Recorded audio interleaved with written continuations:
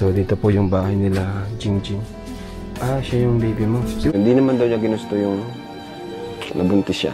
Siguro, ano, by force, no? So, sino gumawa nun na?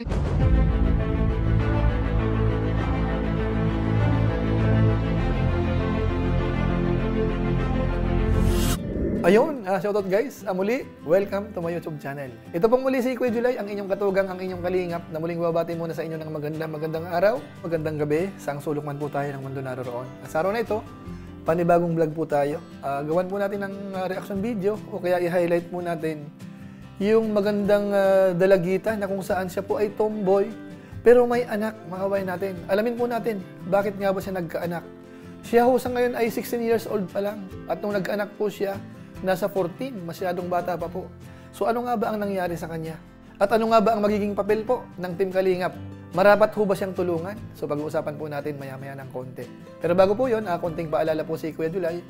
Baka sakaling meron pa po ditong hindi nakasubscribe sa ating YouTube channel, huwag natin kalimutan, July Paunil. Tapos pakipindot lang po yung notification bell button para lagi po tayong updated sa aking mga video upload. Tapos yung ating Facebook page po, July Paunil 2.0, pwede po nating suportahan, pwede pong i-like, pwede pong i-follow, at pwedeng i-share kung okay lang po sa atin. So maraming salamat po. At syempre po, yung ating mga kasamaan po sa Team Kalingap, mga Lingap partners, suportahan din po natin. Lalong-lalo na po sina Kuya Bal Santos Matubang at saka po si Kalingap Rob. Maraming salamat po sa inyong lahat. Ngayon tuloy na po tayo. Pag-usapan natin, yung isa ho sa vlog po ni Kalingap Rob, ito po ay bago lang, mga kabayan natin, na kung saan parang naantig ho yung kalooban natin dito nung napanood ko. Kasi una po, yung dalagita na ito, o sabihin nating tomboy po siya, cute po yung mukha niya. May itsura po siya, mga kabayan natin. Medyo maliit lang. At ang masaklap po dito, siya ho ay may anak na. Sa murang edad ho, 16 pa lang po siya. Meron na po siyang anak. Ano, mga kabayan natin? So ano kaya ang nangyari ho sa kanya? Alamin po muna natin. Dito po sa vlog ni Kalingap Rob, kuha po tayo ng clips. Ito po yun. Anong pangalan mo? Jingjing. Jingjing. Hi, Jingjing. Ha? Dalo po yung anak. May anak ka na, Jingjing. 16 years old ka? May anak ka? Grabe, no? Jingjing, so, nag-aaral ka ba ngayon? Ayun pa, mali pa lang pang sa eskwelahan. Galing ka lang sa school. Tagalog muna tayo ngayon, ha? Para maintindihan nila. Ayan. So, kailan ka nagkaroon ng anak? 14 po. 14 ka. Ah, grabe. May asawa ka ba? Wala. Okay.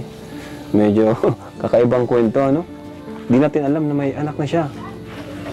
May bata pa, 14 pa lang. Ano na siya ngayon? 16 ka na? Ayun. So, ibig sabihin, nagka-boyfriend ka? Hindi. Hindi. Paano nangyari yun? Hindi mo gusto yung nangyari? OMG. Grabe. Pero, ayun. Ngayon, okay nga naman na ngayon. Okay naman na. Kumusta naman si baby? Okay naman? Ayun. Okay naman na. So, ayun. Medyo nagulat lang ako sa kwento. Kasi hindi mo pala din ginusto yung nangyari. Kasi babae ka, syempre. Pero yung puso mo is lalaki. Tama? Tama?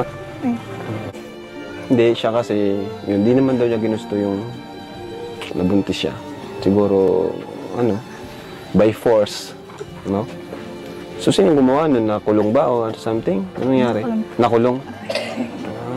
Gets. So, gets na po yun. Grabe, nakakalinga.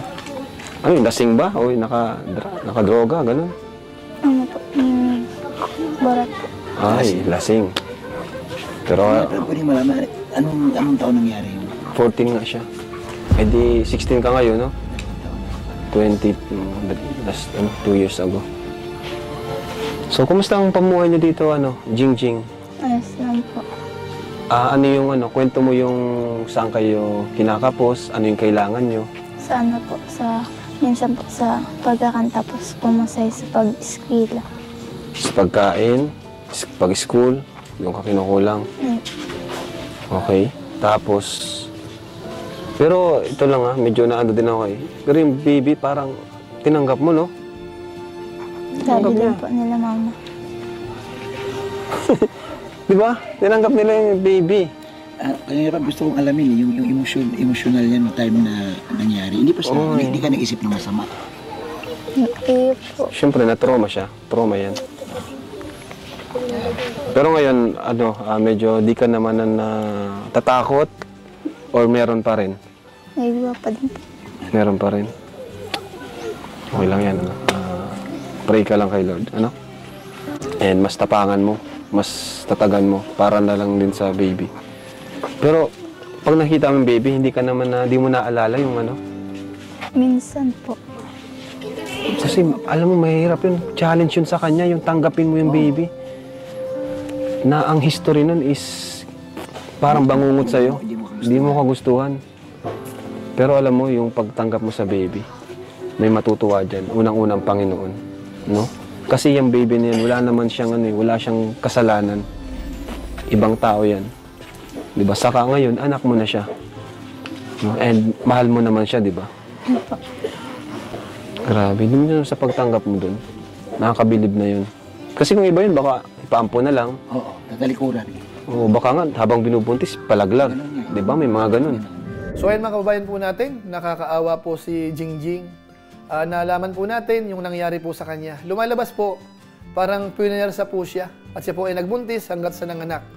Pero yung gumawa po niyan, nakakulong na. Siguro hindi na mahalaga kung para alamin kung sino man yon. Ang mahalaga po dito ay si Jingjing ho ay nagpakatatag. Kahit ho labag sa kalooban niya, kasi nga po may pusong lalaki po siya eh. Nagkaroon siya ng anak, so pinapanindigan niya po yun. At siya po sa ngayon ay nagsisikap, nag-aaral po siya. Kaya ako po ay humahanga dito sa mga ganitong recipient ng Team Kalingap. Masasabi ko po, karapat-dapat po siyang tulungan. Kaya ang Team Kalingap naman po dito sa episode na ito, sa vlog ni Kalingap Rob, talagang nagbigay po siya ng tulong. Ito, panoorin po natin. Gaano kalaking pera yung nahawakan mo na? Nabigay sa'yo or kinita mo? Mga magkano? Wala pa. Hindi, yung pinakamalaking perang nahawakan mo, nabigay ni mama mo, baon mo, ganun? 50 po. 50? Okay. Ito ngayon, bibigay ko para sa'yo. Ano? Ba't parang naano ka? Parang medyo nagiging emotional ka. Naiyak ka ba? Hmm? Bakit? Ngayon ka lang makakahawak ng ganito. Iyo po. Ito, para sa'yo. Oh. Marami to. Oh. Ang dami yan. Kaya mo yan. Kaya mo yan. Ano? Masaya ka? Iyo po. Maraming mga kalingap, no? Luluwa si Jingjing sa pera ang binigay natin. Alam ko, kaya ka naluluwa kasi malaking tulong yan sa inyo. Mag-ina. Di ba? Palapakan po natin si Jingjing. So ayun mga kababayan po natin, yan po si Kalingap Rob. Paunang tulong po yan. Siguro naman may mga kasunod pa yan mga kababayan natin dahil nga po si Jingjing ay deserving. Napakabata pa, may anak na. Ang mabigat po dyan, yung parang hindi pang karaniwan, siya po ay tomboy. Kung siya po ay babae, parang okay lang. Kaso nga lang ho, siya po ay isang tomboy. Pero may anak na at mukhang tanggap niya na po yung mga nangyari. So subaybayan po natin itong vlog ni Kalingap Rob dito nga po sa kanya. Tingnan natin kung si Jingjing ba ay makakapagtapos. Talaga bang ipagpapatuloy niya yung kanyang pusong lalaki o magiging babae na talaga siya? Ano ba natin? So yung mga ganong katanungan po, siguro masasagot yan sa mga episode pa o kaya sa mga vlog ni Kalingap Rob. So dito po yung bahay nila, Jingjing. Jingjing, pasok ha. Siya yung baby mo. Sige mo lang yan, talikod mo lang. So dito siya natutulog. Dito. Mga kalingap po. Ang payat mga kalingap ni baby, no? Basta sa kabuuan ho, ang nakita natin dito, karapat-dapat tulungan si Jingjing at yung Team Kalingap naman ho ay hindi nagpabaya. Sa pangunguna siyempre ni Kuya Bal Santos Matubang, ni Kalingap Rob, ito po yung tulong. So maraming salamat po mga bayan po natin sa mga ganitong pagkakataon. Yung mga sumusuporta po sa Team Kalingap, yung lagi pong nanonood sa mga vlog po ni Kalingap Rob, ni Kuya Bal Santos Matubang, sa ating mga kasamahan, malaking tulong po yan. So maraming salamat po sa inyo at siyempre ho, pansamantala, paalam po muna tayo hanggang sa muli po Pero siyempre po, hindi ko nakakalimutan na magpasalamat sa mga masugid nating taga-subaybay sa ating YouTube channel, sa ating Facebook page, pati po yung ating mga live stream. Maraming salamat po sa mga taga-subaybay po natin. Lalong-lalo na po yung mga hindi po nag-i-skip ng ads, masipag mag-like at saka po nag-share ng ating mga videos. Kaya kung inyo po itong nagustuhan, pwede po nating i-share. So maraming salamat po sa inyong lahat. So muli, ito po si Kuya Julay, ang inyong katugang, ang inyong kalingap na pansamantalang nagpapaalam po muna. Kita-kita ulit tayo sa mga susunod ko pang vlog. Maraming salamat sa inyong walang sawang pagsuporta po sa ating YouTube channel. Pagpalain naman kayo ng Diyos, mabuhay tayong lahat. God bless. Bye-bye!